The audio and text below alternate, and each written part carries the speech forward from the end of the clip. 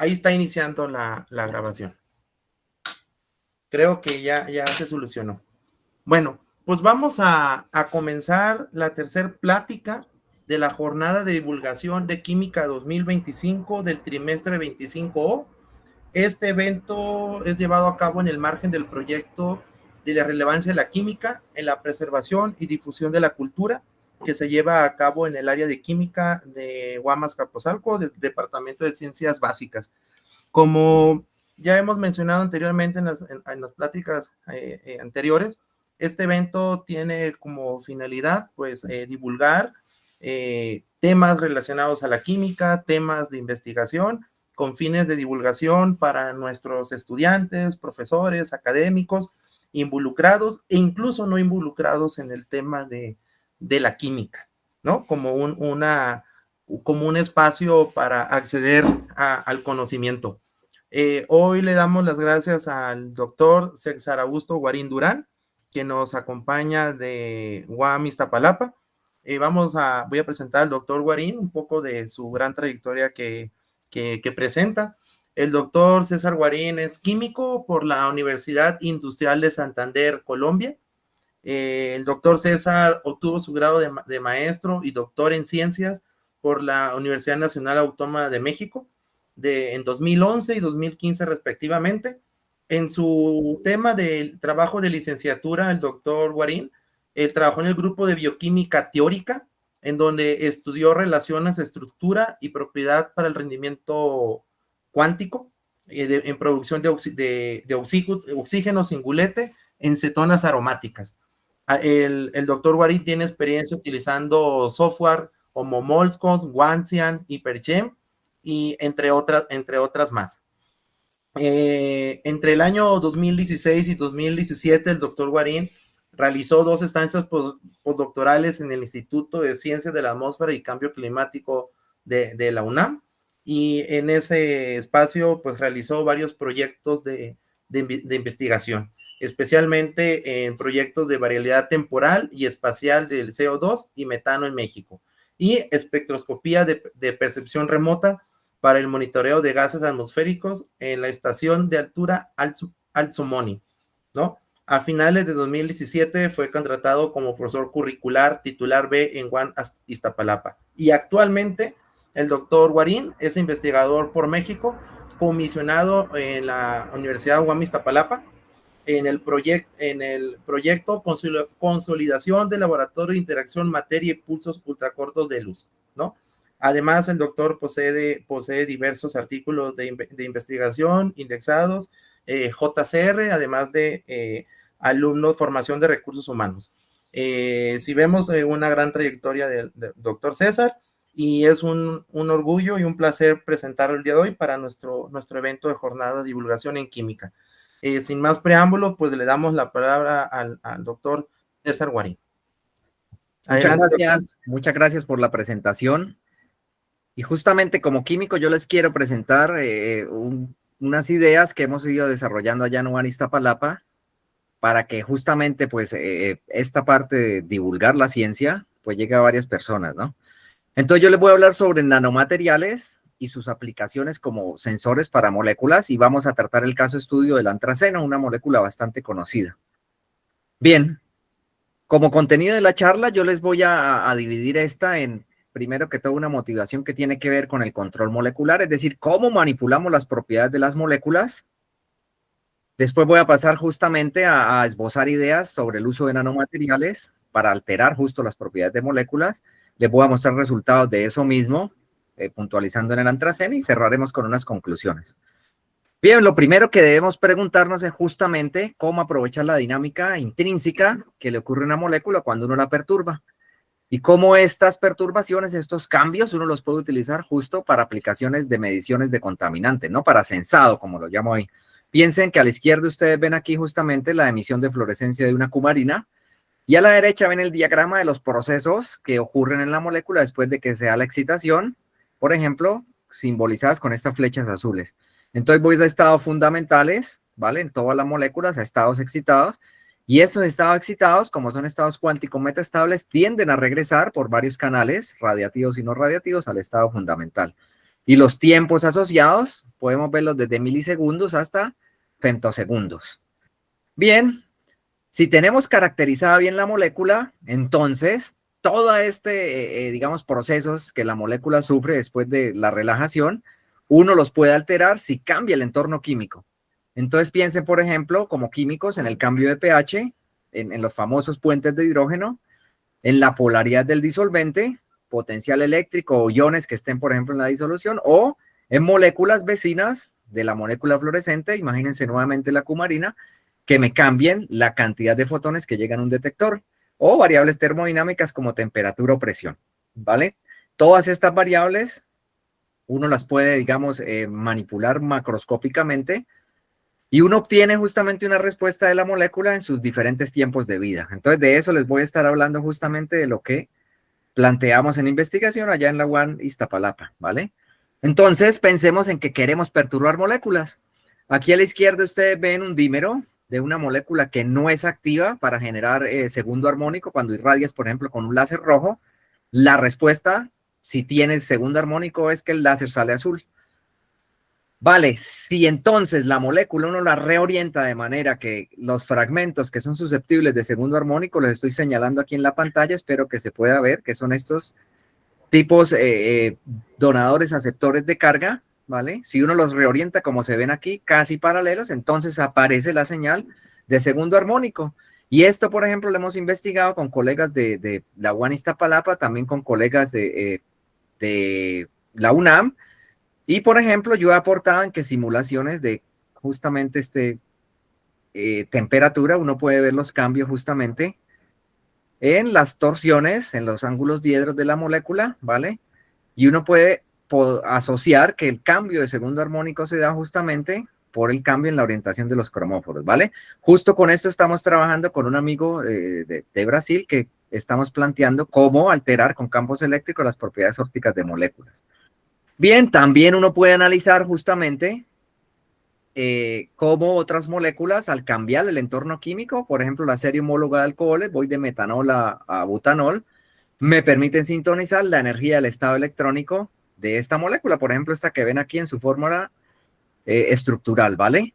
Entonces uno puede ver que los máximos de absorción se corren unos pocos centímetros a la -1 y por lo tanto estoy cambiando las energías relativas de los estados excitados. Bien, ¿qué más puede hacer uno? Uno puede entonces justamente tener una molécula con un momento dipolar permanente, imagínense por ejemplo 3 Debye, y tan pronto uno excita esa molécula, el disolvente tiende a reorganizarse dependiendo de la distribución de cargas de la molécula. Entonces uno puede medir los tiempos de vida justamente en diferentes entornos químicos y uno puede ver cómo estos cambian por efecto del entorno químico. Y uno lo puede asociar, por ejemplo, a las esferas de solvatación que tienen los diferentes disolventes. Pensemos nuevamente en la serie homologada de alcoholes a esta temperatura, 20 grados centígrados. Y uno puede ver que estos tiempos de vida justamente son diferentes para los alcoholes. Y claro, las propiedades físico-químicas de los alcoholes, por ejemplo, su volumen que ocupan, su constante dieléctrica, su parte homofóbica, hidrofóbica y hidrofílica son diferentes, ¿vale? Y por lo tanto, la interacción con el soluto que uno tenga ahí va a ser diferente. Nuevamente, esto implica que si uno hace, por ejemplo, excitación con un láser de femtosegundos de alguna de las moléculas y mide sus tiempos de vida en diferentes disolventes, etanol aquí en rojo, etilenglicol, uno puede justamente percibir este efecto debido al cambio del entorno químico de la molécula, ¿vale? Entonces, puedo perturbar los estados electrónicos de la molécula cuando cambio, por ejemplo, el disolvente o cambio la temperatura, ¿vale? Además, yo puedo también arribar a un estado electrónico específico si utilizo una longitud de onda en particular. Por ejemplo, puedo utilizar longitudes de onda de 800 a 1000 nanómetros, excitar alguna molécula con un láser de femtosegundos y arribar una banda electrónica, pero por excitación de absorción simultánea de 2 fotones.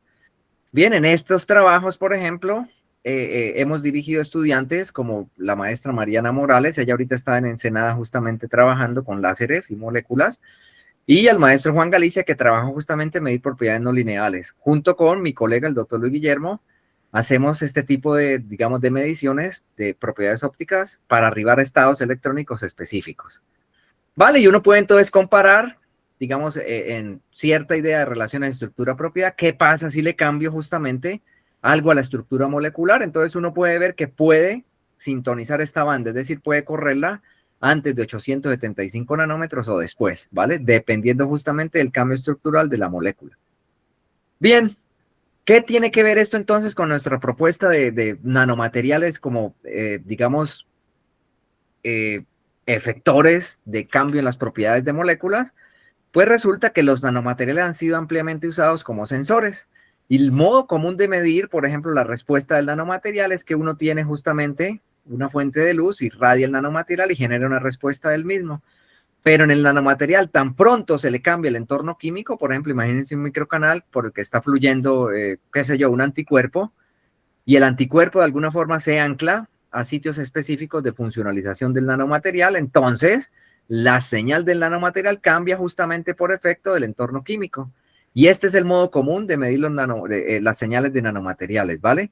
Y puede tener aplicaciones, por ejemplo, en crear nanobalanzas, ¿no? ¿Cómo nos pondríamos nosotros de felices poder medir más allá por ejemplo, las décimas de microgramos, ¿no? De irnos hasta justamente estos nanogramos para tener certeza del material que tenemos, ¿no? Bien, entonces, con estas ideas, en realidad lo que nosotros queremos es utilizar todo el cambio del entorno químico, pensando en que justamente el nanomaterial me va a generar una onda electromagnética local y esta me va a permitir cambiar las propiedades del analito. Entonces, yo quiero cambiar las propiedades ópticas del analito y no, como hace convencionalmente, cambiar la propiedad óptica, por ejemplo, del plasmón de las oscilaciones colectivas de electrones del nanomaterial. Y la idea justamente es generar una señal diferenciada. Por ejemplo, que yo pueda detectar cierta cantidad de moléculas o que al pasar ese límite, pues no detecte, ¿vale? Es decir, como si tuviera una forma de controlar el encendido y el apagado justamente del sensor, ¿vale? Entonces, justamente el corazón es tener un nanomaterial que me perturbe las moléculas para crear o cambiar sus propiedades ópticas. Bien, esto pues, digamos, no es 100% idea de nosotros allá en el laboratorio como trabajamos. Uno puede pensar, por ejemplo, en el control cuántico. Esto fue hace como 1 o 2 décadas en el que se postulaba que yo podía, por ejemplo, sintonizar los pulsos láser, enviarlos a una molécula y crear reacciones químicas controladas, ¿vale? A lo mejor esa línea de investigación, digamos, encontró atolladeros, pero, por ejemplo, hay algunas aplicaciones interesantes, como por ejemplo, aparecer quiralidad cuando irradio con un láser de femtosegundos o rotar de manera controlada hacia una dirección deseada, por ejemplo, las moléculas, ¿vale? Bien, ¿qué queremos entonces nosotros? Justamente nosotros lo que queremos es emplear estas señales que puedo generar en el nanomaterial para perturbar, por ejemplo, la posición de una banda espectral de una molécula. Y para eso entonces necesitamos diseñar y fabricar los materiales, ¿no? Crear nuevos materiales, en resumen. Para esto necesitamos pues recursos financieros, infraestructura, una idea novedosa, por ejemplo, crear un prototipo de sensor, en el caso sería, por ejemplo, la detección de antraceno, y finalmente pues colaboradores, ¿no? Manos amigas que le ayuden uno a llevar a feliz término pues justamente estas ideas, porque sí es, digamos, requiere bastante trabajo y bastantes creación de materiales para probar justamente cuáles son los más funcionales. Bien, en el laboratorio contamos justamente con el doctor Emanuel Aro, que él trabaja en espectroscopía Raman, el doctor José Luis Hernández Pozos, él es experto en láseres, ¿vale? Mi colega, el doctor Luis Guillermo, que él trabaja justamente en mediciones, por ejemplo, de átomos sometidos a temperaturas criogénicas y estudiantes de física que pues ya han pasado a sus diferentes niveles de posgrado. Además tenemos un proyecto de fronteras aprobado con el que estamos justamente dando resultados de este tipo de sensores miniaturizados con nanomateriales como corazón de los mismos. Bien, este es el láser, tenemos una infraestructura en la que tenemos una fuente de luz sintonizable, podemos ir de 230 a 2600 nanómetros, y además podemos justamente con este láser de femtosegundos crear nanomateriales, por ejemplo, en una disolución, en el que yo tengo, por ejemplo, una mezcla de disolventes y pongo, por ejemplo, un blanco de oro y radio con mi láser y genera nanopartículas metálicas, ¿vale? Adicionalmente tenemos un equipo de pulverización catódica con el que podemos hacer recubrimientos más o menos de 8 a 100 nanómetros de espesor. Además, tenemos justamente los estudiantes comprometidos que les hablaba. Por ejemplo, ellos dos son físicos que hemos estado diseñando equipos con el que podemos hacer recubrimientos poliméricos para embeber moléculas. Ya le mostraré los resultados, digamos, qué es lo que hemos hecho de desactivación de fluorescencia, y otros estudiantes que han trabajado, por ejemplo, en ablación láser y en simulaciones, ¿vale? Bien, lo primero que debe decir es que justamente uno puede medir las propiedades de fluorescencia de una molécula si tiene justamente un arreglo óptico, resumidamente como el que ven aquí. Uno envía entonces una frecuencia específica del láser. Uno entonces irradia la muestra y va midiendo a la vez cuál es la potencia de irradiación y va detectando justamente la fluorescencia, haciéndolo pasar por un filtro de longitud de onda, es un monocromador, para detectar justamente punto a punto la señal y correlacionar esto, por ejemplo, con una propiedad como absorción de 2 fotones, en el que monitorea uno, por ejemplo, la potencia respecto a la intensidad. Uno puede a la misma muestra adicionarle, por ejemplo, una molécula que apague la fluorescencia y por lo tanto voy a tener una forma de cambiar la cantidad de fotones que me arriban al detector y por lo tanto tener una idea del switch on-off que les he hablado, ¿vale? Además, uno puede caracterizar también los tiempos de vida, tanto con el láser de femtosegundos como con otros láseres de picosegundos, en el que justamente uno tiene la electrónica adecuada, en el que manda un pulso sincronizado con otro pulso, ¿vale? Irradia la muestra y dispara un cronómetro para medir el arribo de fotones, que serían cada uno de estos recuadros que se ven justamente a la derecha.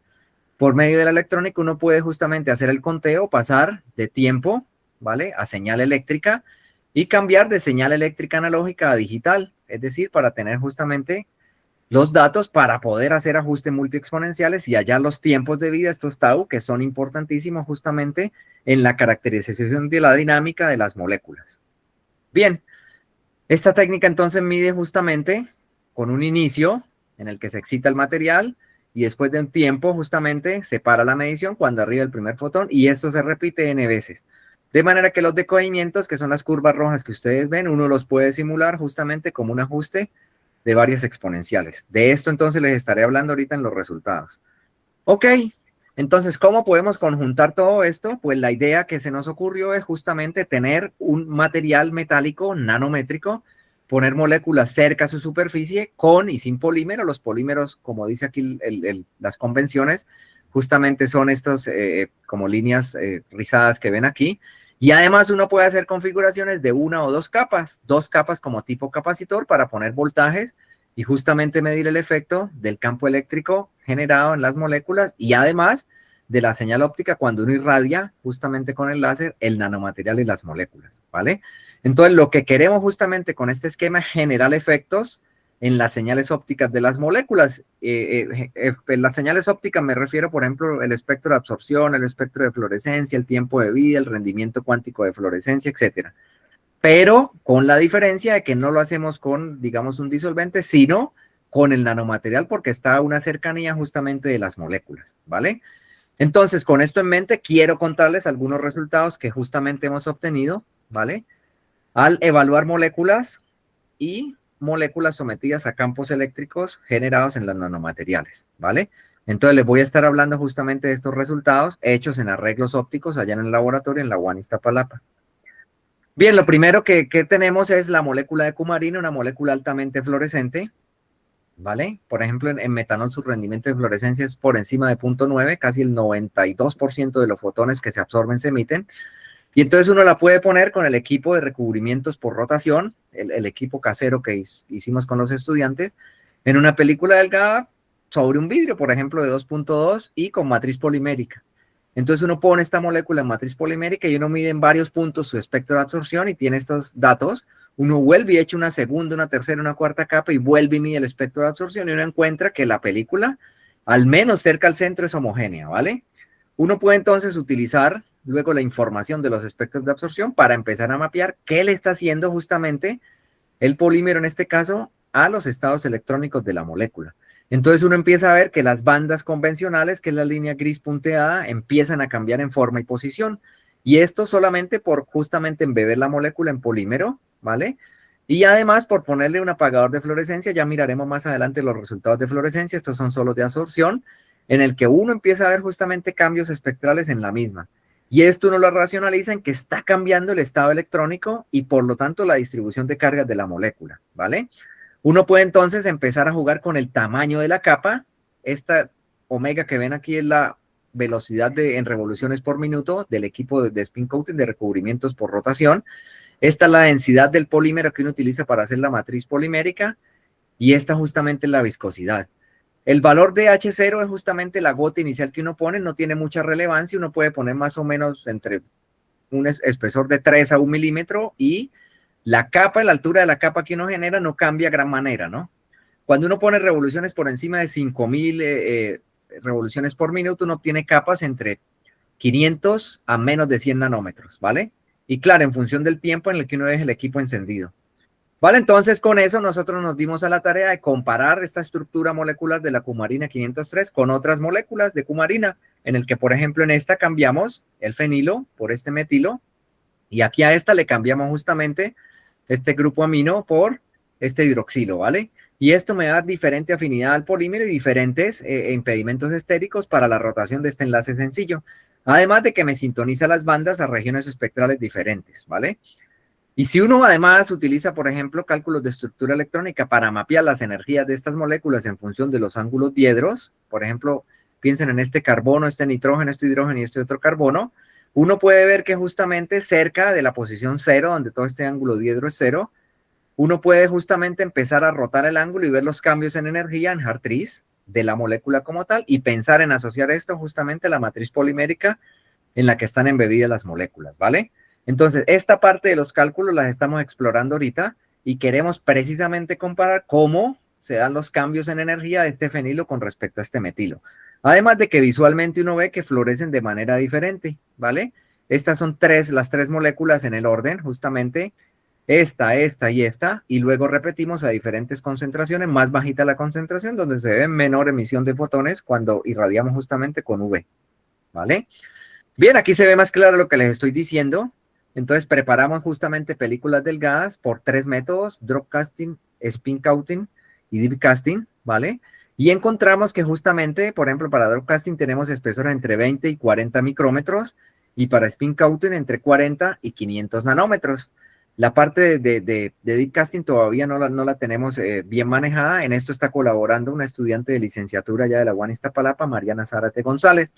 Y a estas películas medimos para las de drop casting con un vernier cuál es el espesor, y para las de spin counting, que son mucho más delgadas, con perfilometría, y uno encuentra entonces justamente estos rangos de medición para las películas, ¿vale? Bien, entonces con estas películas nosotros las sometimos a un experimento en el que la cumarina sola embebida en el polímero, uno la irradia del centro a las orillas y uno obtiene la emisión de fluorescencia detectada justamente en un arreglo óptico allá y irradiada con el láser de femtosegundos. Si uno compara que las bandas justamente están en posición, pero la intensidad cambia, alejándonos del centro de 2 a 8 milímetros, y cuando ya llego a los bordes, pues sí tengo inhomogeneidad, ¿no? Entonces, como les decía, al menos en el centro, en fluorescencia, confirmo lo que veíamos en absorción, que las películas son homogéneas, ¿vale? Claro, y uno piensa porque estas películas están sometidas a un efecto borde en el holder que detiene justamente el vidrio para cuando le pongo uno el polímero y se vaya a las 4000 revoluciones por minuto, justamente el polímero llega al borde y se regresa, ¿vale? Bien. Entonces, con esto uno puede checar que justamente cuando irradia con el láser, uno empieza a ver la señal de fluorescencia en diferentes intensidades que le llegan justamente al detector, ¿vale? Este es también un arreglo casero que hicimos para poder justamente con un tornillo micrométrico movernos de 2 a los 10 milímetros a partir del centro. Vale, entonces nosotros quisimos investigar qué está pasando cuando tengo la molécula sola y cuando le pongo otra molécula que me apaga la fluorescencia. Entonces la pusimos justamente en 2 configuraciones diferentes. Y entonces uno investiga y justamente encuentra que estos procesos son dependientes de la distancia entre el donador y el aceptor. El donador en este caso son las cumarinas y el aceptor es la violeta genciana, que simbolizo aquí como VG, ¿vale? Si uno tiene un traslap entre la banda de absorción justamente de la violeta genciana, que es el aceptor, y la banda de fluorescencia de la cumarina, que es el donador, entonces uno puede tener cierta eficiencia en los procesos de transferencia de energía resonante. Y estos son dependientes a su vez de la distancia, ¿vale? Por ejemplo, en una interacción dipolo-dipolo tipo Foster, uno tiene el inverso de la separación, que es esta R minúscula, a la 6ª potencia, ¿vale? Y entonces depende justamente el apagamiento del tiempo de vida del donador sin el aceptor, ¿vale? De cuál es la separación de los dos. Entonces lo que nosotros probamos es justamente hacer capas nanométricas de menos de 100 nanómetros y empezar a investigar cuánto se apaga la fluorescencia de la cumarina. Que aquí visualmente, ustedes no me dejarán mentir, se ve justamente que la fluorescencia se apaga, ¿vale? Como nosotros no tenemos un enlace molecular para decir que tenemos comunicación entre orbitales moleculares, entonces este proceso de Exter se descarta y solo nos queda investigar el proceso trivial de emisión y reabsorción de fotones y el de transferencia de energía resonante por el mecanismo de Foster, ¿vale? Entonces decidimos caracterizar la violeta genciana también en películas delgadas a diferentes revoluciones. Tenemos de 1000 hasta 7000 y vemos que a diferentes concentraciones y a diferentes puntos de las películas uno ve homogeneidad de las mismas, ¿vale? Y entonces hicimos justamente muestras donde tenemos la cumarina con otra muestra, cumarina más violeta genciana, y vemos que la fluorescencia se abate más del 90%. Como somos bastante incrédulos, entonces lo que hicimos fue justamente una película solo con cumarina y otra solo con violeta y la juntamos con separaciones entre pocas micras a 400 micrómetros, ¿vale? Y eso es lo que se ve aquí, fluorescencia de la cumarina, que son las líneas negras que están por debajo, contra la cumarina y la violeta genciana en la misma capa o con un espaciador micrométrico, ¿vale? Y entonces uno empieza a observar aquí que si tiene un proceso Foster, las bandas de fluorescencia no deben cambiar. Pero por el contrario, si uno tiene un proceso de emisión y reabsorción, las bandas de fluorescencia cambian. Y es lo que uno ve justamente en la banda azul cuando tiene un espaciador de separación de las dos moléculas, cumarina y violeta genciana, ¿vale? Y uno puede utilizar eso para calcular una constante cinética de desactivación de quencher, ¿vale? De quencheo, con base en las señales experimentales, las intensidades de arriba y los tiempos de vida medios para las moléculas. Y uno en promedio encuentra que esta constante es al menos 2 órdenes de magnitud por encima de la constante de emisión radiativa de estas cumarinas, ¿vale? Y es interesante porque lo único que estamos haciendo es poniendo en el confinamiento nanométrico el quencher cerca a la cumarina gracias a las rotaciones del spin coating, ¿vale? Y entonces uno puede empezar a especular justamente qué está pasando en las tres configuraciones, donde las moléculas están, digamos, en la misma capa, donde están separadas a una distancia que uno puede ir en aumento, por ejemplo, con un tornillo micrométrico, o donde puede uno justamente hacer 2 capas de polímero, una con la cumarina y la otra con una disolución justamente de violeta genciana. Y entonces uno empieza a aclarar justamente el mecanismo en el que se da el apagamiento de la fluorescencia, ¿vale? Claro, con apagamientos bastante elevados para los 3 casos, ¿vale? Donde el más interesante justamente es el primero, el de transferencia de energía resonante, porque lo que yo estoy controlando es la separación de 100 nanómetros gracias a las revoluciones, ¿vale? Eso ténganlo en cuenta. Bien, teniendo esto, digamos, ya resuelto para las moléculas, entonces nos dimos a la tarea de analizar las diferentes morfologías de los nanomateriales. Cuando yo llegué allá al grupo de trabajo, varios estudiantes del doctor Hernández Pozos y el doctor Emanuel Ara, pues trabajaban en nanomateriales por ablación láser y tenían diferentes morfologías y sus diferentes señales en función de la cantidad de pulsos que le llegaban justamente al blanco metálico que expulsaba el material. Estas son las cámaras de vacío. Imagínense que este es el láser que llega al blanco. El blanco justamente pulveriza, el láser, perdón, justamente pulveriza el blanco y el blanco sale expulsado como una pluma y llega entonces al sustrato. Y estas son las morfologías que uno obtiene, como les dije, en función de la cantidad de pulsos, ¿vale? Entonces uno puede fabricar diferentes nanomateriales con la idea de justamente sintonizar las señales ópticas de los mismos, ¿vale? Recordemos que los nanomateriales, si los comparamos, por ejemplo, con el tamaño de un cabello humano, son mucho más pequeños, ¿vale? Más pequeños que los glóbulos rojos y ya puedo fabricar ciertas máquinas micrométricas justamente con métodos de fotolitografía, ¿no? Pero estos métodos de ablación láser y otro que les voy a contar ahorita de pulverización catódica me permite a mí sintonizar la señal con base en el tamaño de las mismas nanopartículas, ¿vale? Y entonces lo que uno aprovecha es que justamente la posición de señal de la oscilación colectiva de electrones depende de la morfología de la película. Uno puede tener una película gruesa de oro y tiene su plasmón en función justamente del índice de refracción, de la carga fundamental, de la masa y de la constante dieléctrica. Pero uno puede cambiar eso si el nanomaterial a granel se hace diminuto. Por ejemplo, una película delgada hace que la señal de aparición de ese plasmón justamente esté en una posición en frecuencia más pequeña, justamente a razón de raíz cuadrada de 2, ¿vale? Y además uno puede tener nanomateriales separados y esta aparición de la frecuencia de oscilación colectiva de electrones todavía aparece a frecuencias menores, ¿vale? Además, uno puede poner diferentes nanomateriales entre dos, digamos, interfaces, por ejemplo, aire y un polímero, y uno puede ver que justamente estas señales de plasmón se ven afectadas también por el dieléctrico, por el entorno químico que aparece ahí, ¿vale? Entonces, lo que nosotros nos dimos a la tarea fue utilizar diferentes sustratos, la misma técnica, en este caso pulverización catódica, con diferentes parámetros, y obtener justamente exactamente lo que se obtenía por ablación láser, con la ventaja de que yo puedo fabricar estas películas, por ejemplo, en 2 minutos con respecto, por ejemplo, a unos 5 o 10 minutos, dependiendo de los pulsos láser, en las técnicas de ablación láser. y uno ve que obtiene justamente la banda de absorción y este valle, este mínimo, para cuando deposito más material, es decir, paso más corriente aquí en el equipo o dejo más tiempo mi muestra. Y además tengo la ventaja que puedo poner en diferentes sustratos, por ejemplo, vidrio, electrodo conductor, puedo poner poliestireno, puedo poner acetato de celulosa en la misma muestra.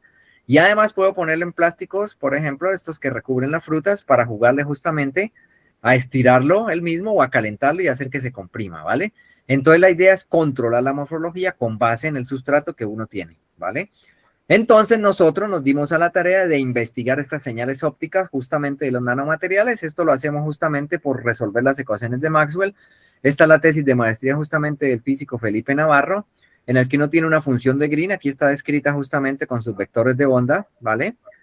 Y uno tiene justamente una corriente eléctrica que se genera en la superficie, que a la vez se genera dependiendo de cómo simula uno el metal, ¿vale?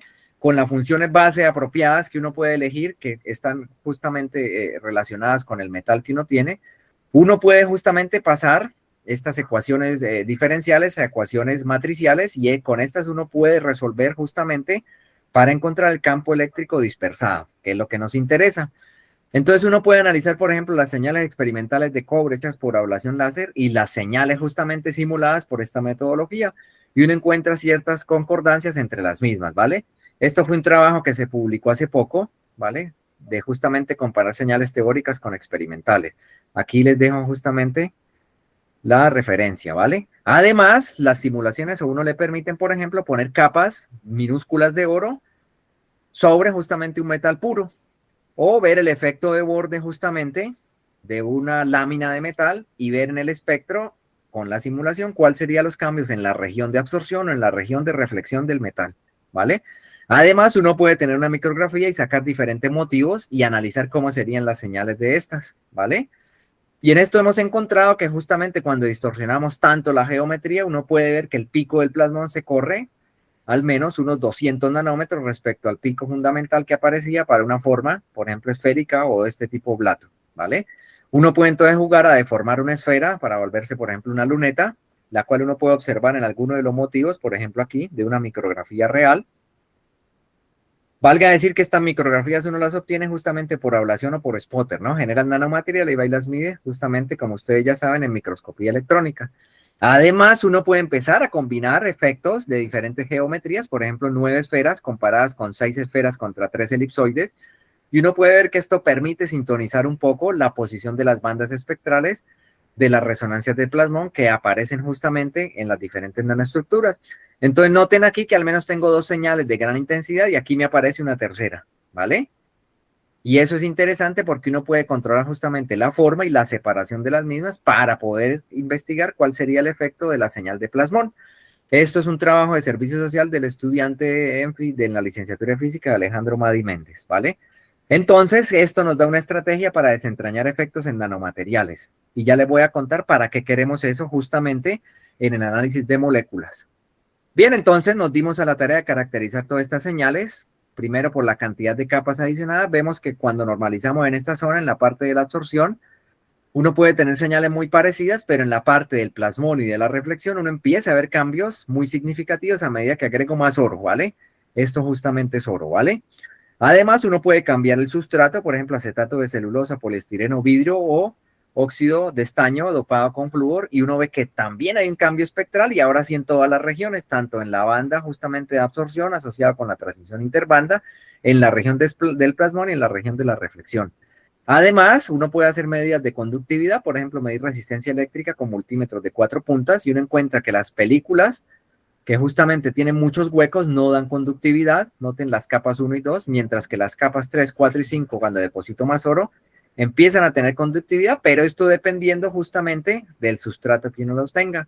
A mí me gusta justamente el acetato de celulosa porque uno lo puede cortar con una tijera y hasta poner, por ejemplo, en una práctica de laboratorio de electromagnetismo, a medir la conductividad del oro, ¿vale? A diferentes áreas del mismo. Bien, nosotros nos dimos a la tarea de medir justamente estas 5 capas con perfilometría, depositando oro sobre vidrio, y entonces encontramos estos espesores con sus incertidumbres, ¿vale?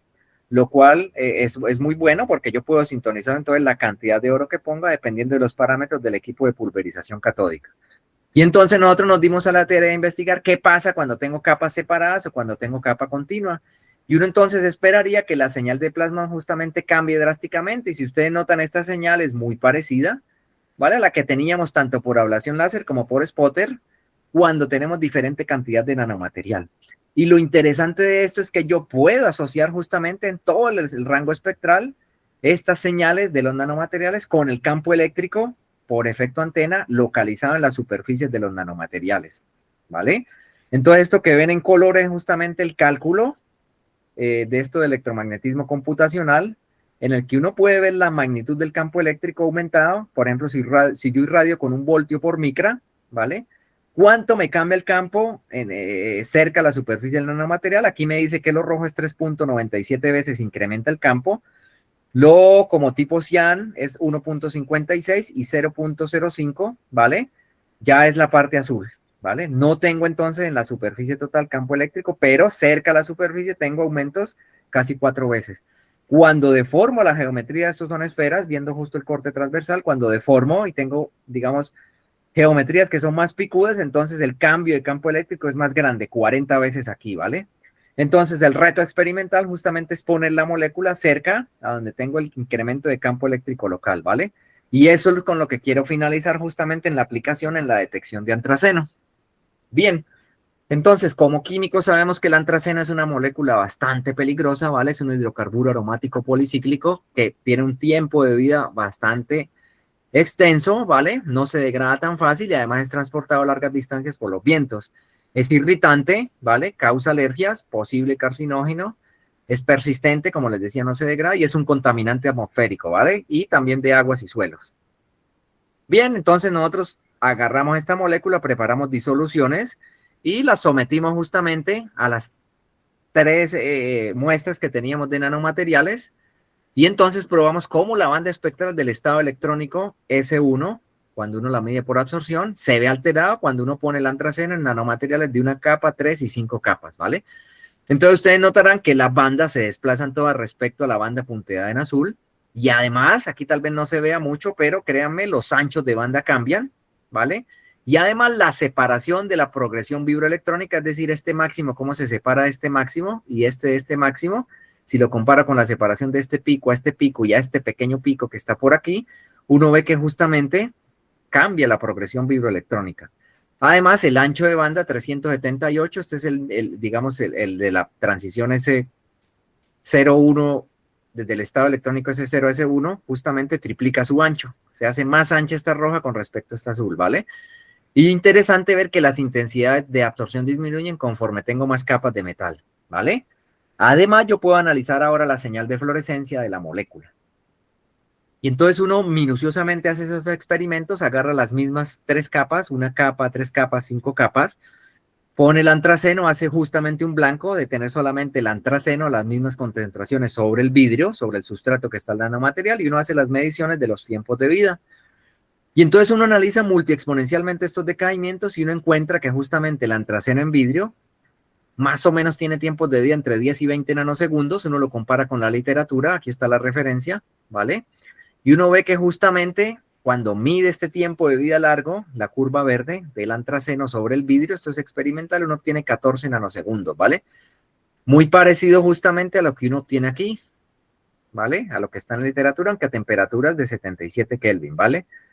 Lo que quiero decir es que el tiempo de vida del antraceno, porque cambié el entorno químico, ya no tengo, por ejemplo, una disolución de metanol o ciclohexano, su tiempo de vida va a cambiar, ¿vale? Pero ahora, ¿qué pasa si yo pongo el metal? Entonces, si yo pongo el antraceno sobre el metal, yo obtengo tiempos de vida, ¿vale? Respecto a los 14 nanosegundos más pequeños, de 5, de 3 nanosegundos y de 0.6 nanosegundos, ¿vale? Entonces uno ve que el metal justamente por su campo eléctrico local me está alterando precisamente las propiedades ópticas del antraceno, ¿vale?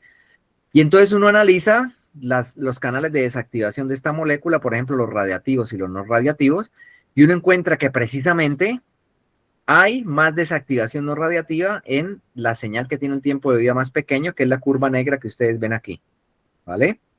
A estas mediciones nos falta medir justamente en la escala de femtosegundos, pero aquí llevamos unos resultados contundentes en el que vemos el efecto de la cantidad de nanomaterial que me está afectando justamente tanto las señales de absorción como los tiempos de vida de la molécula de antraceno.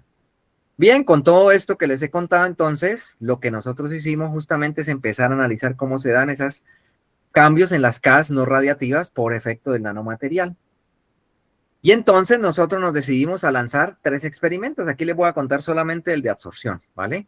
Porque nosotros queremos medir justamente la absorción, la emisión de fluorescencia, el espectro de fluorescencia me refiero, y los tiempos de vida, ¿vale?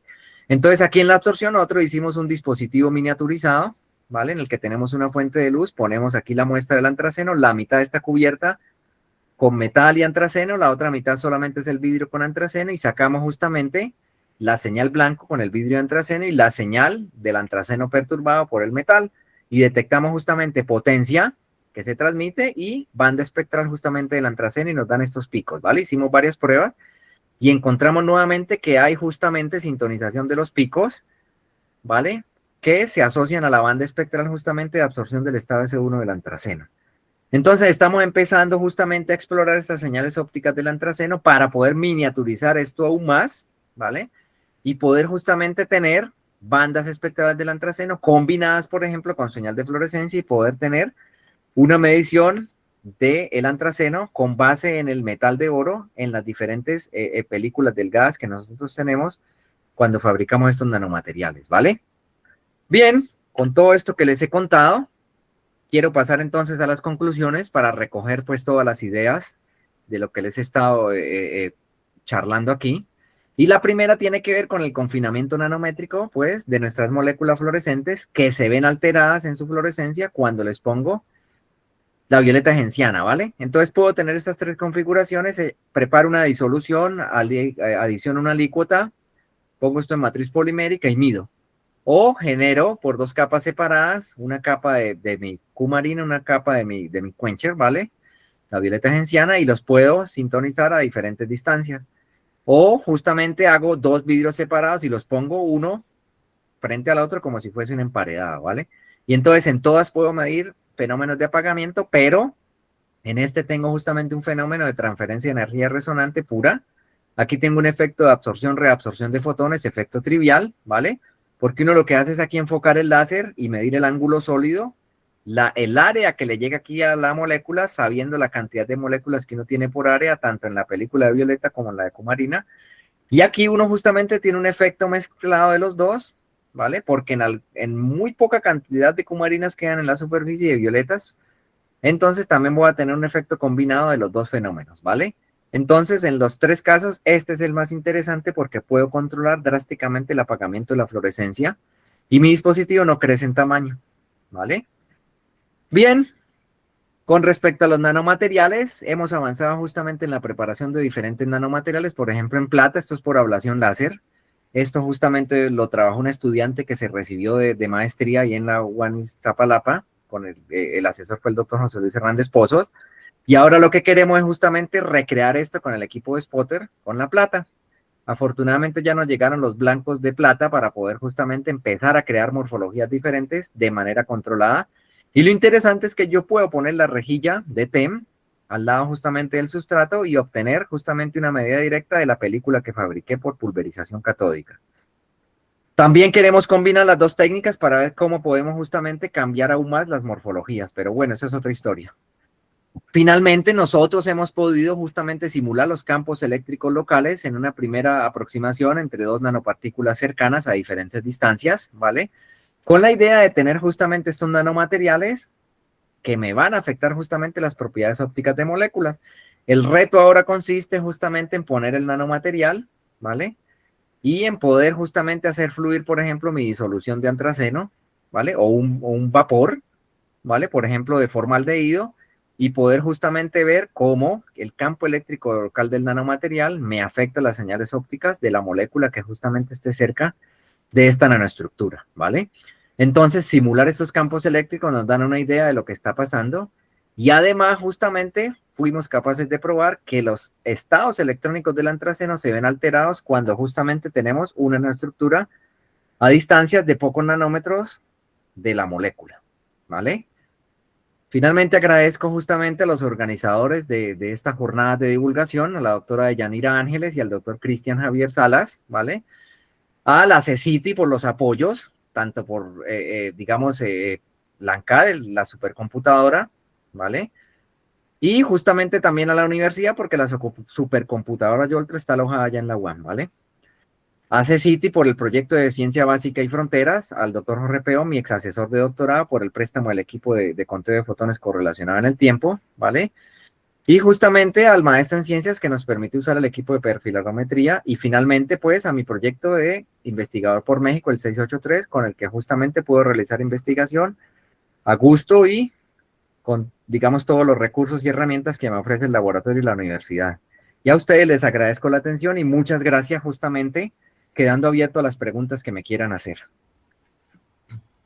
Muchas gracias, doctor César, por su tan interesante plática y también con diversos temas, ¿no? Química, física, ¿no? Entonces, ahorita dejo aquí abierto el chat por si tenemos estudiantes, profesores que quieran hacer alguna pregunta, algún comentario, o si quieren levantar ahí la manita y abrimos el micrófono para que pueda hacer la pregunta directamente. En lo que alguien se anima, yo tengo algunas preguntas. Tengo dos preguntas, ¿no? Okay. Una, en la última parte del antraceno, ¿no? Sí. Con la técnica de tiempos de vida en nanosegundos, que ya podríamos considerarlo, pues, tiempos muy rápidos. Sí. ¿Cómo es la propuesta para poder determinar antraceno con esta técnica? Con el punto de vista que sabemos que esta técnica de tiempos de vida es una técnica, digamos, por así decirlo, premium, ¿no? Sí. No es una técnica que la podamos tener al acceso todos los días, o en México yo creo que son pocos los grupos que lo tienen. Entonces ahí me quedó esa duda, ¿cómo podemos utilizar esta técnica con esto? Ajá, sí, muchas gracias por la pregunta. Sí, es complicado porque justamente miniaturizar, por ejemplo, estas técnicas de resolución temporal es complicadísimo. Sí depende de la tecnología, por ejemplo, de miniaturizar las fuentes de luz, ¿no? Entiendas el láser. Entonces, en ese sentido es complicado, digamos, pensar justamente en detectar, digamos, sin tener el dispositivo miniaturizado para justamente sacar un prototipo de sensor. Entonces, en esto todavía hay mucho camino por andar, pero sin embargo, pues hay gente que ha trabajado esquemas justamente en el que el arribo de los fotones, porque una molécula como el antraceno que te florece bastante, por ejemplo en ciclohexano el rendimiento es de 36% de los fotones que se absorben se emiten, ¿vale? Entonces tienes, digamos, cierta posibilidad de detectar fotones, ¿vale? Ahora, en lo que yo conozco de todas estas técnicas de resolución temporal, sí sería un reto formidable tratar de implementar justamente el conteo de fotones miniaturizado, ¿vale? Entonces, más bien uno se va por tener, digamos, la caracterización de la información del antraceno y utilizar algoritmos justamente de programas de cómputo para tener esa información y con la de mi edición, por ejemplo, el espectro de fluorescencia, ¿vale? Sacar los rendimientos in situ ahí de la molécula y con esa información justamente de los tiempos de vida que se midieron por la caracterización de la molécula, en presencia del nanomaterial, justamente derivar, por ejemplo, la K radiativa o la K no radiativa. Esa es la idea, ¿vale? Okay. Emular el equipo como tal en un dispositivo miniaturizado, eso no, de verdad no me la aviento a eso. Es un reto formidable, la verdad, complicadísimo. ¿Vale? Ok, muy. Ahorita sigo con mi siguiente pregunta. Por el momento, sí. Le cedo si puede prender su micrófono a Raúl Eric. Si no, él levantó la mano, tiene una pregunta. Sí, gracias. Bueno, estuvo muy interesante. Justamente creo que al final de la respuesta ya estaba más enfocada a lo que era mi pregunta, pero también digo, lo que más me intriga de este proceso es exactamente los tiempos de vida. Supongo que en estas mediciones tiene distintas pendientes, o sea, tiene distintos procesos asociados, ya que pues estamos midiendo los tiempos de vida de una molécula completa. Estos KNRs, ¿cómo los discriminaría o cómo le hace para poder determinar de qué proceso se está tratando a la hora de la medición de mis tiempos radiativos? Sí, afortunadamente, por ejemplo, el antraceno hay mucha información, ¿vale? Entonces, si por ejemplo nosotros ajustamos a multiexponenciales estas, podemos, digamos, en lo mínimo que se hace el ajuste son 2 exponenciales, puedes hacerlo 2, 3, 4, 5, Con 5 ya está sobreabundando la información y darle significado físico es muy difícil. Entonces quedamos con la idea de tenemos dos exponenciales que, como dice, se asocian a varios procesos, ¿no? Entonces, generalmente los tiempos más largos se asocian justamente al tiempo de vida de la molécula. Y los tiempos cortos, por ejemplo, este decaimiento abrupto que ven aquí, se pueden asociar, por ejemplo, a una transferencia de carga intermolecular, ¿vale? O a un cambio, por ejemplo, en los tiempos vibracionales o vibroelectrónicos del antraceno cuando está cerca de la superficie justamente del metal, ¿vale? Además, ustedes saben que ningún material, como químicos lo sabemos, que uno produzca en el laboratorio es 100% puro, ¿no? Puedes tener defectos, puedes tener impurezas, puedes tener oxidaciones, etcétera, ¿vale? Además que puedes tener un relieve que no es geométricamente plano. Entonces, a mí no me extraña que todos estos tiempos, que son exponenciales con sus factores exponenciales, tengan que ver justamente con la heterogeneidad de lo que el antraceno está justamente interaccionando con el metal, ¿vale? Porque si, por ejemplo, tú investigas un vidrio o el acetato de celulosa, tú ves que esa rugosidad justamente te da altos y bajos, ¿vale? Ujú. Si ustedes checan, por ejemplo, las señales, voy a ponerles aquí rápidamente las de perfilometría, que no es muy sensible a esta rugosidad, claro está, lo aclaro, ¿no? Uno ve que, por ejemplo, en las películas más delgadas, cuando uno le pone más precisión en la medición, uno tiene todo este ruido y tiene picos y tiene efectos de borde por aquí, tiene caídas abruptas, etcétera. Eso justamente me da cuenta de todo lo que yo puedo tener en la morfología, que a su vez me va a alterar justamente los tiempos de vida. Entonces uno puede tener muchos factores aquí en el antraceno, dinámica intrínseca de la molécula, ¿vale? Por ejemplo, transferencia de carga y tiempo de vida de fluorescencia, ¿vale? O puede tener también, por ejemplo, efectos de que el antraceno quedó metido por allá en una cavidad donde tiene el oro cerca y tienes campo eléctrico local, ¿vale? Y eso te da, por ejemplo, un incremento de la señal de fluorescencia, ¿vale? Pero aquí estás midiendo todo en conjunto. Por más que enfoques el láser, por ejemplo, a un punto de pocos micrómetros cuadrados de área transversal me refiero, aún así ahí tienes miles de moléculas. Y entonces la señal que obtienes aquí es la combinación de todas esas emisiones de miles y miles de moléculas, ¿vale? Entonces sí, para discriminar esto, y lo comenté, necesitamos hacer resolución de femtosegundos. No hay otra forma, ¿vale? Para poder discriminar justamente cómo es esta señal a tiempos tempranos, por ejemplo, a los primeros 20 femtosegundos, o Ok, 100 femtosegundos, o un picosegundo, vámonos hasta los 20 picosegundos, ¿vale? Y con eso entonces, y la intuición química, y con otras medidas, por ejemplo, de rendimientos de fluorescencia en diferentes solventes, o por ejemplo en antracenos pegados al oro, uno puede discriminar justamente los canales de desactivación de manera lo más precisa que se pueda. Esa justamente es la idea para desentrañar la dinámica. ok. Muchas gracias. Ok. ¿Alguien más de aquí de la videollamada tiene alguna pregunta, algún comentario? Bueno, César, yo tengo maestra Margarita, le cedemos la palabra.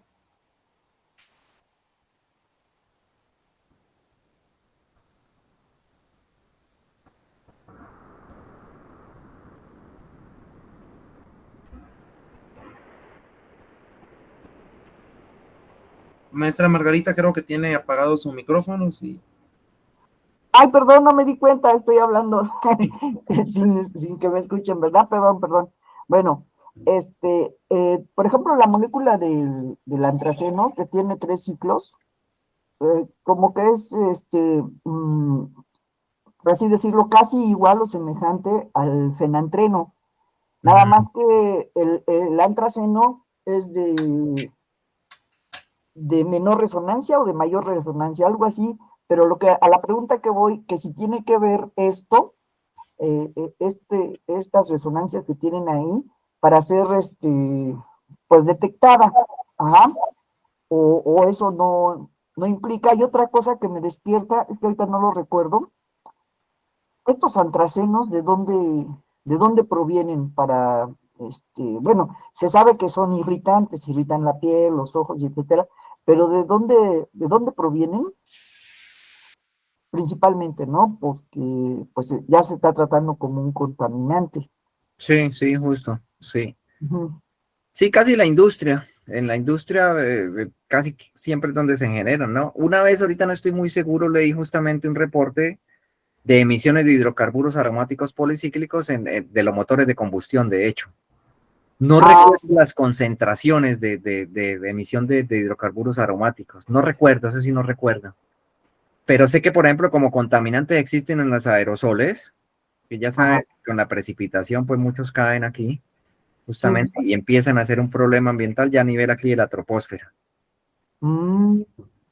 Sí, y con respecto a lo de la resonancia, digamos, la parte que influiría el cambio, digamos, de este tipo de anuleno, cuando pones aquí justamente cambiando digamos, ligadura aquí, y pones aquí justamente la parte fenílica, sí te cambia, por ejemplo, la parte de las vibraciones moleculares.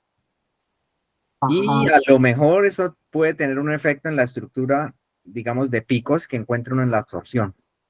La verdad, yo quería medir justo parte de estos anulenos, pero solo me pude conseguir el antraceno. Si ustedes ya me regalan un poco de fenantreno, con gusto lo medimos también y lo probamos. A ver cómo nos va con toda la caracterización. De hecho, me gustaría, y eso lo estuve buscando, por ejemplo, en las casas de reactivos, tener, por ejemplo, el antraceno sustituido con un tiol por aquí. O por aquí en 1 o en posición 2. Porque esos tioles son muy, digamos, amigables con las superficies metálicas. Entonces, ahí podría pegar el antraceno a la superficie del oro. De manera casi directa. ¿Vale? Sí. Pero me puse a averiguarle y son carísimos. Comprarse unos miligramos de eso es carísimo.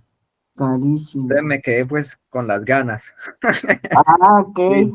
Bueno, yo recuerdo al antraceno mucho porque cuando era estudiante de ahí de la Facultad de Química, pues echábamos porras, ¿no? Y había una porra que decía dinitrofenil antraceno. Los químicos son los buenos, ¿no? Y entonces, después, bueno, pues uno ve algo de química heterocíclica y esto, los ciclos, y me acordé de esto del antraceno y fenantreno, ¿no? Ajá, pero, y que sí son irritantes, todo esto, pero ya no me acuerdo de dónde provienen o algo así, pero, ajá, pues, qué interesante. Y pues muchas gracias, Gracias por la pregunta, por el contrario. Sí tiene que ver la resonancia algo, ¿verdad? Sí, sí tiene que ver justo. Sí, de hecho, por ejemplo, te cambia el grupo puntual, cambias las operaciones de simetría, te cambia la distribución de orbitales moleculares también. Te cambia el momento bipolar, justo.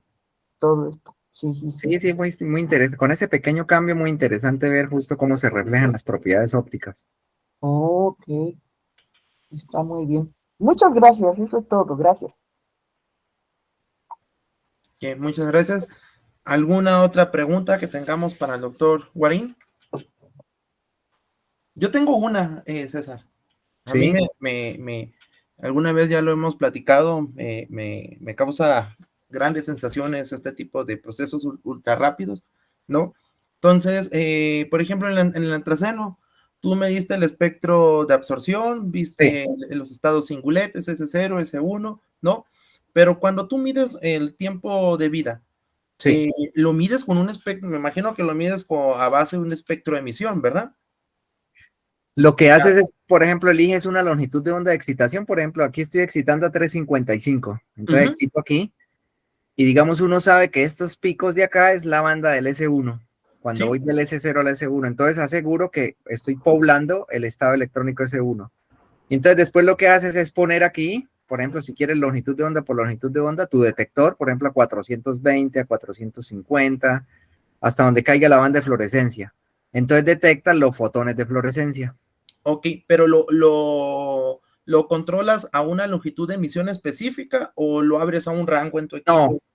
No, se abre un rango. Pones un filtro, por ejemplo, que te quite el láser de 355, un filtro que no deje pasar luz hasta 400 o 420 y abres ahí el filtro. Un filtro óptico. Te vale que unos 50, unos $100. Y se lo pones antes del detector, entonces solo te pasa la luz de fluorescencia. Ok. Sí, porque, digamos, viendo el punto de vista de los lantánidos, ¿no? Sí. Que tenemos espectros de emisión muy angostitos, con una anchura muy, muy pequeña. Sí. Pues ahí en esos casos se miden a una emisión muy específica, ¿no? Sí, Pero tú tienes niveles energías muy anchas. Entonces, de ahí venía mi pregunta Sí, de claro. cómo controlabas ese digamos, tu tiempo de vida, a qué longitud de onda de emisión, Sí, ¿no? sí, sí, sí. Lo interesante es que, por ejemplo, la técnica te filtra eso. O sea, por Ok, ejemplo, cuando tienes la técnica, en el caso del lantano, pues sí tienes que diferenciar estados electrónicos, ¿no? Porque ahí tiene varios picos. Entonces, o pones un filtro de paso de banda o te mandas a un monocromador mejor con un tubo fotomultiplicador. ok, Pero en el caso del antraceno, pues tú excitas el estado S1 y él decae todo completamente. Entonces, todos los fotones que arriban al detector vienen del S1, con toda la dinámica que pase ahí, claro está, ¿no? Entonces, lo interesante es que, por ejemplo, sale un fotón de 440 nanómetros y pum, llega el detector, para el conteo y va justamente archivando, vamos a correrlo aquí, en el histograma, ¿no? Entonces te llegó, por ejemplo, ese fotón. Y entonces está checando justamente, digamos, todos los fotones que arriban del estado S1. Ahora, ¿por qué no se hace, por ejemplo, con técnicas parecidas a las de femtosegundos? Porque aquí los procesos de rápida conversión, esos no los puede ver la técnica. No me preguntaron, pero se los voy a decir. Si ustedes ven, por ejemplo, aquí la gráfica, esta gráfica tiene aquí una curva gris por detrás. Esta curva gris que se ve atrás de los datos es la función de respuesta instrumental, esta que llamo aquí IRF, ¿no? ¿Vale? Instrumental Response Function, ¿vale? Entonces, quiere decir que esta técnica, que más o menos esta función de respuesta es como de 200 picosegundos. O sea, yo no puedo medir procesos más rápidos que 200 picosegundos con esta técnica. ok. Entonces, ya toda la dinámica interesante, por ejemplo, de apertura de enlaces o de torsiones, digamos, de tijereteo u otras cosas, no las puedo ver con esta técnica. Tengo que irme justamente a un láser de femtosegundos. Ok. Es lo que falta justamente hacer aquí, Sí. ¿vale? Oye, César, ya por curiosidad nomás, yo recuerdo una técnica en Raman que se Sí. llama CERS, Ah, justo. cuando tienes cúmulos metálicos, ¿no? De Sí, plata, oro, y puedes tú intensificar una señal por este fenómeno de intensidad aumentada, ¿no? sí, sí, sí, sí, Ajá. justo. Entonces, yo veo que tú usas un láser, ¿no? Sí, Muy parecido a lo como se usa en un Raman. Pregunta, sí. es de una ignorancia, ¿no? Lo desconozco. Este fenómeno no se puede presentar aquí, y si se presenta, ¿lo puedes discriminar? Es que, ¿Es un aumento de señal? ¿O es un fenómeno que no tiene nada que ver con esto? digamos, una respuesta rápida es que como el Raman depende de la cuarta potencia de la longitud de onda y radiación, Sí, me refiero a la intensidad, entonces tú tienes intensidades 10.000 veces más pequeñas en Raman que en fluorescencia, sí. Sin embargo, estos fenómenos de CERS, de aumento de justamente de señales Raman por efecto de nanomateriales, tienen la misma idea justamente de lo que estoy presentando aquí. De hecho, estos y los de fluorescencia operan justamente con el campo eléctrico local que se genera en las nanopartículas. Solo que la diferencia es que, por ejemplo, la intensidad de fluorescencia es dependiente del cuadrado del campo eléctrico, mientras que la señal Raman es de la cuarta potencia. Entonces, por eso tienes mayores aumentos en Raman, casi el millón de veces de la señal cuando tienes el metal. En fluorescencia no se ve tan grande el efecto, se lo mostré en las simulaciones, pero para lo que queremos es suficiente, ok. ¿vale? Pero sí, eso es otro interesante. El profesor Emanuel Aro, digamos, ahí otro de los colaboradores del laboratorio, de los que tienen el Raman, él trabaja justamente en eso, en señales aumentadas, justamente por nanomateriales, señales de Raman aumentada. Sí, y Justo. esa técnica creo que ya se utiliza realmente para la identificación de moléculas de interés, por ejemplo, Sí. clínico o ambiental. O sea, esa ya se... Lo he visto, por ejemplo, para glóbulos rojos, y esa sí la han miniaturizado más, porque ahí, digamos, como la señal Raman depende de la intensidad del láser, entonces tú le puedes meter láseres, ahorita hay láseres comerciales que son, qué sé yo, de 5 miliwatts, esos chiquitos, ¿no? Y han Ujú. miniaturizado más los láseres. Entonces tiene muchísima señal, lo único que necesita es discriminar justamente los picos Raman que aparecen como satélites de la señal del láser, porque todo Sí, eso le llega al detector. Entonces sí los pueden trabajar, digamos, de una manera más conveniente. Es más, para las señales Raman les afecta la fluorescencia y tratan por eso de medir moléculas no fluorescentes, porque la señal de fluorescencia te levanta toda la señal que te llega cuando están mirando los picos Raman. o incluso en sistemas acuosos para Sí, que no sea, que no tenga señal Raman, ¿no? Sí, de hecho, por ejemplo, cuando yo estuve en el doctorado y medíamos Raman resuelto en tiempo, que eso nos servía para sacar la función de respuesta de femtosegundos, uno veía que el Raman es instantáneo, sin hablarte mentiras, en lo que uno medía tal vez 300 femtosegundos, 500 femtosegundos, aparecía y desaparecía la señal. Es una cosa muy rápida. Entonces, como el tiempo es muy corto, necesitas tener muchísimos de esos eventos. Entonces la gente por eso lo que hace es utilizar los láseres continuos para que siempre tengas bombeo de fotones en tu señal Raman, y en tu detector vas acumulando la señal, entonces siempre vas a tener justamente señal, porque puedes cambiar tanto la potencia del láser como la frecuencia de repetición del mismo. Ok. ¿Vale? Imagínate, por ejemplo, que quieras detectar Raman con resolución temporal y te vive 500 femtosegundos, no hay detector que resuelva eso. Sí. ¿Vale? Ese es un problema, sí. Pues sí, muy bien. Pues muchas gracias, César, por tu interesante plática. Ya por aquí aprovechamos aquí con la profesora Margarita para invitarte al siguiente congreso, que nos des una plática un poco más extensa de tus nuevos resultados. Claro, muchas gracias. Voy a compartir aquí la constancia de participación para dar término a la... Uy.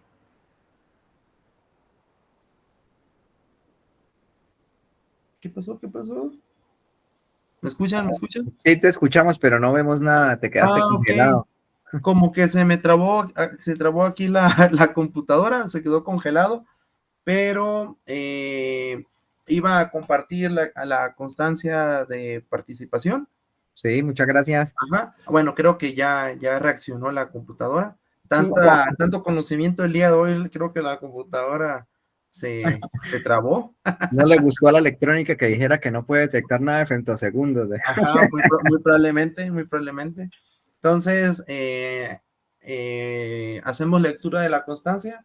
La Universidad Autónoma Metropolitana Unidad Azcapotzalco otorga la presente constancia al doctor César Guarín por impartir la conferencia titulada Nanomateriales como corazón de sensores miniaturizados, aplicaciones en la detección de antraceno, dentro de las jornadas de divulgación en química en el trimestre 25O, Ciudad de México, 23 de octubre, firma el director de la División de Ciencias Básicas e Ingeniería, doctor Rafael Escarela Pérez, el jefe del Departamento de Ciencias Básicas, el doctor Ricardo Teodoro Paz Hernández, y la doctora Deyanira Ángeles Ventral, organizadora del evento.